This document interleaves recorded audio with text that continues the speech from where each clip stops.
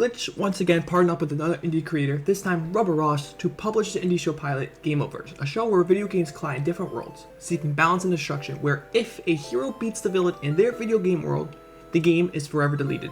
This indie show has a wide array of video game references, humor, contrast perspectives, and unique viewpoints to make this one of the best indie shows on the market to watch.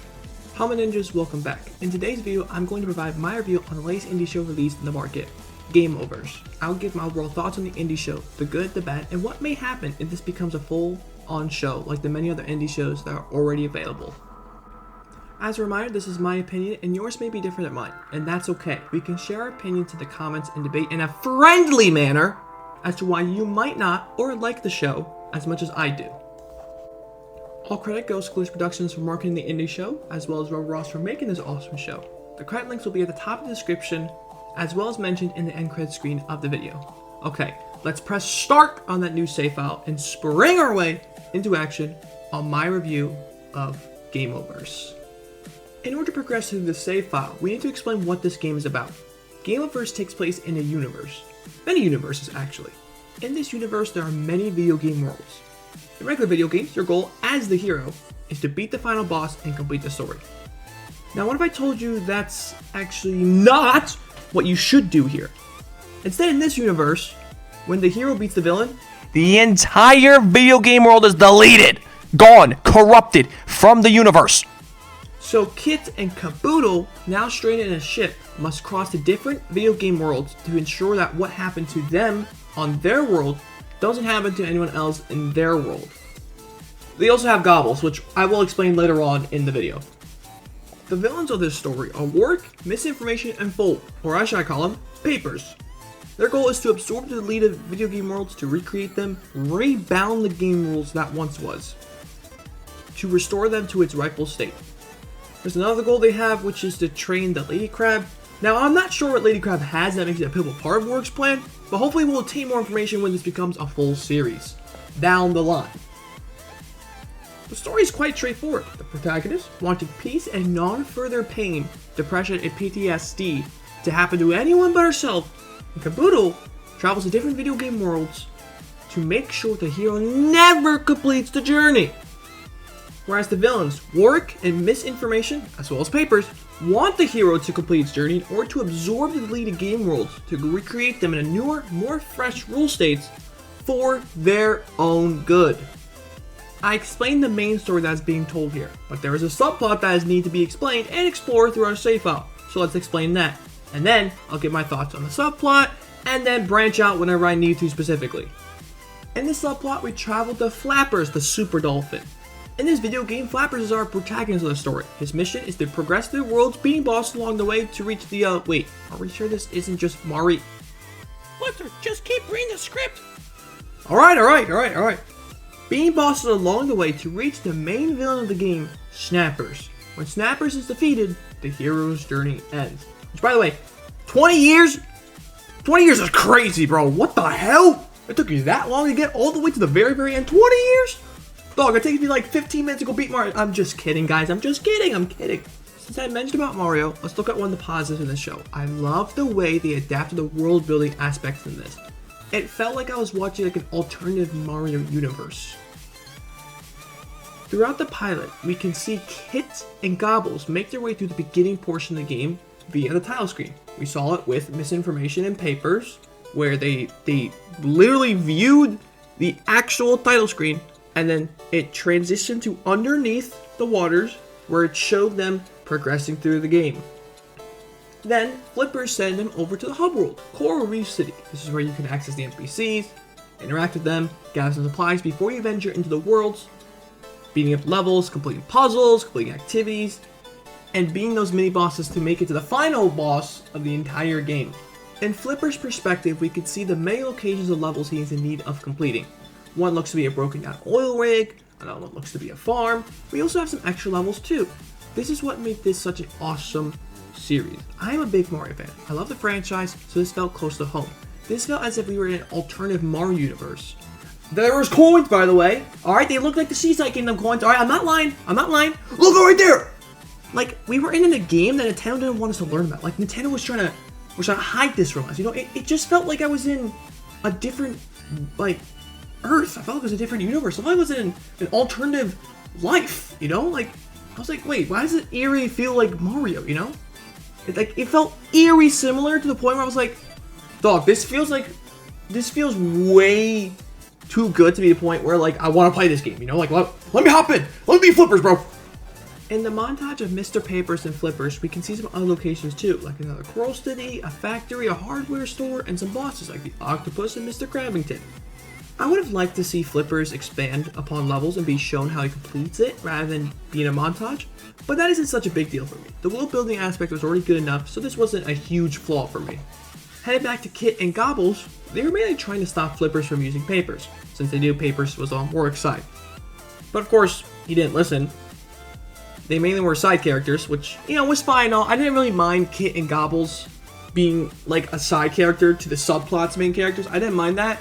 And also, of course, he wouldn't listen because Papers allowed Flippers to get so far to the point where he never beaten him before. Like, Crabbington, he was never able to beat. But because of Papers, he was able to do all these things. He was able to beat so many levels across so many worlds, get through all these mini-bosses because of him specifically.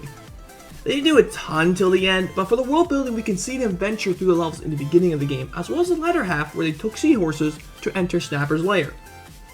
Final boss to complete the story. Speaking of them, we got much more information through the perspective of Caboodle and Snappers. Caboodle is nowhere to be found after Kit's ship crashes onto the video game world. He gets stuck with a bird, which then gets eaten by Snappers, and from that point on, he trains Snappers to improve his movement. He does this by using test dummies to practice his fireball throwing and strength uses. We see this in the montage as Snappers fires back on the dummies, missing left, right, but there is improvement that was shown by knocking down the hearing robot. With these perspectives comes the one glaring issue I find in this indie show: the pacing. Now, for only 30 minutes, it makes sense. You can't really expand upon the world of Flappers the Super Dolphin because of the short time frame. This is why we barely got to see more levels be expanded upon through Flipper's perspective. Because remember, we got to see very tiny bits and pieces of level explorations on Flipper's perspective, but we never got to see the true, full expansive levels and see Flipper's perspective and knowledge be tested through these puzzles, activities, and adventures in these levels. Another example of this was the training sequences between Snappers and Caboodle. This was rather paced really fast. We barely got to see them connect with each other, get a bond, get a friendship going. You see having Caboodle be like the big boss of Snappers, trying to get him to improve.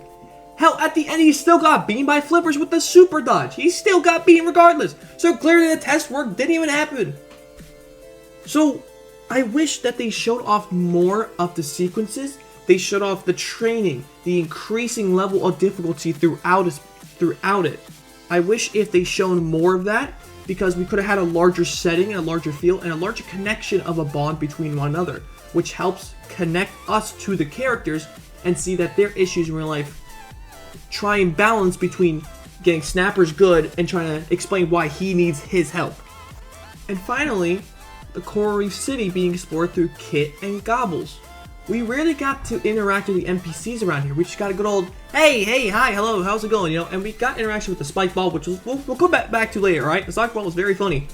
But other than that, we really didn't get too much of it. We did get flashbacks of Kit feeling like she's in this exact same environment to her video game world. But other than that, it isn't really anything. Like, why don't we explore the world some more? How do we interact with these NPCs? What do they do for Flippers? How does he come to this world and get the items he needs to go beat the other bosses, go beat the levels, to go beat the activities, etc.? How does that help him specifically? And why should we care? I felt as if the pacing in this was rather quick on progressing to the next part of the story. Misinformation didn't get any pivotal part besides the ending sequences. And Paper was a little paper! He was a genius though, I gotta give him credit. He knew how to beat those mini bosses for Flippers. Gullible Flippers. Never assume a paper is on your side. Leading off from the pacing, the end sequence was one thing that didn't have the one flaw I mentioned that damaged it in a way. It felt fluid, nothing felt rushed or had to excel to get to its tipping point. Flippers and Snappers were the main central focus of this scene as the other side characters were battling one another. And the battle was awesome. Shots left and right, dodging left, right, center. Flippers using Paper's knowledge to counter his attacks in lava via perfectly timing the hit to drop the chains down, and to finish him off by countering the Mega Fireball. We still got the other side characters to brawl, but it mostly focused on the video game world we are in at the moment, and that's usually difficult for the other series. Or well, for other TV shows. Focus on the subplot characters instead of the main characters to give them screen time and complete their story. Personally for me, the subplot did wonders to make me feel immersed in the story and focus on the subplot's characters and what their purpose is in the story rather than the main characters, and that's difficult to do. Now, for a small knacks before I conclude the video, I want to note something that no other indie show has done before. They used the trailer as a way to progress the story. What does that mean? Well, in the first minute trailer, we saw a video game called Gobbles and the Learnosaurus. Kids like learning games that teach how to speak, spell, and create words with the usage of consonants and vowels.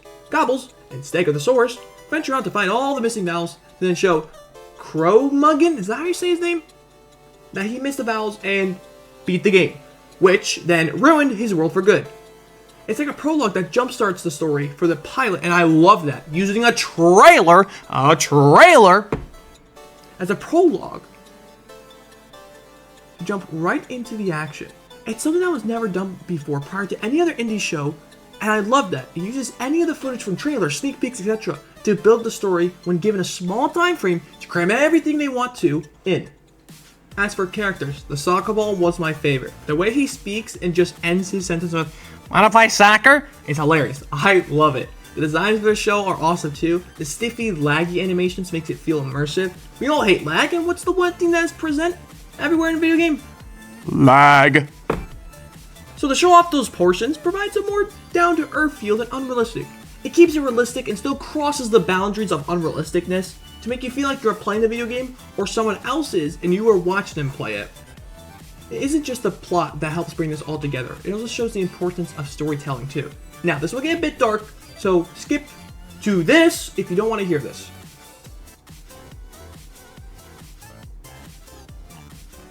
In the beginning, we see how Kit and Kaboodle destroy their own video game world, thinking this is how they save the world and bring peace forever.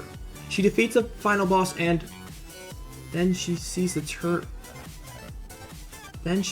world turn red, corrupting the very universe they live on. Everything gets destroyed in their very own eyes, encapsulating a moment they will never forget. We then get some contrasting colors in the title screen, red and gray. Random stories can mean a lot of things, but here it is danger. Their world is corrupting because of them. What they thought was the right thing is actually the worst outcome, and now they are in danger of being lost in the void. Gray acts as the neutral between white and black. What's the good? What's the bad? Why take his hand when you know the situation has already happened and you have to live with that forever? And yeah, you can help others prevent it from happening, but the PTSD from Kit from the Coral Reef City, knowing this exactly looks like her world, hurts. She knew she was the reason her video game world was corrupted and deleted forever. But with one grasp of a hand, she was saved. Now she doesn't have a home. What's the point in life? What is your purpose? It's something that people have to live with every day. Some people may face depression or grief from losing valuable people in life. But what this show tells is that you can do it. You can do this. Make other people happy to ensure what happens to you doesn't happen to them. And that's what's important. A gift in life can go a long way. An act of kindness and appreciation can go a long way. It isn't always the happy-go-luckiness that you need to show off in a series. It's also the struggles people may have in life that you would like to portray, and that's okay. It connects with the viewer and the audience that they are not alone in this fight, and you can finish it. You can prove that nothing can prevent you from making this one life you have the best it could possibly be. Overall, from the deep connections of the characters' past, the subplots, the pacing, the animation, the outfits that Kit has, that was awesome to see. Customization, a pivotal part of video games, the video game aspect. I'll be giving this pilot a 9 out of 10. I repeat, a 9 out of 10. The pacing could use a little help, and I wish they showed off the levels more, showing how Flippers completes these levels in a longer manner, rather than a montage. I want to see Kit and Gobbles explore Coral Reef City some more, and see more training sequences between Kaboodle and Snappers. I felt like we missed some potential world building in an environment that would have paid off a lot if we saw those levels be built, the video game be built. This is one of my favorite indie shows I've seen, and to see Lackadaisy and GameOverse, my two favorite indie shows as of this current moment, a series that only had the pilot episodes out right now, to be released tells a lot about how much music, video games, and animation can do for so many people around the world. Thank you all for watching. I hope you enjoyed the video. I know I didn't go over every little thing shown in this pilot, and these reviews I tend to just go over the things I would want to talk about. Plus I write the scripts an hour after the pilot or the episodes goes live, so I'm usually in a hurry with this stuff. But I still make sure I'm making the best it could possibly be. I've been covering glitch shows the past few weeks, and next week we'll be taking a break by ranking all the Gardens of Graveyard map from worst to best and Plants vs Zombies Garden Warfare. The first one, not the second one. Listen, alright, I prefer the first one over the second, but eventually I will make a video explaining why I like the first one over the second, but that's not the focus right now. That will be released next Friday, May 22nd. I will provide future upload past that, but I tend to drift off the schedule a lot, so for now we'll stick with next Friday. Make sure you like, subscribe, share the video to your friends, so me subscribe to me and enjoy my videos. Hit that little bell so you get notified when I go live and upload my weekly videos. Shout out to Rubber Ross and Glitch Productions for making this awesome pilot show. Hopefully it becomes a full-fledged season. Thank you again for watching. This is Ninja Doe signing out. Boo!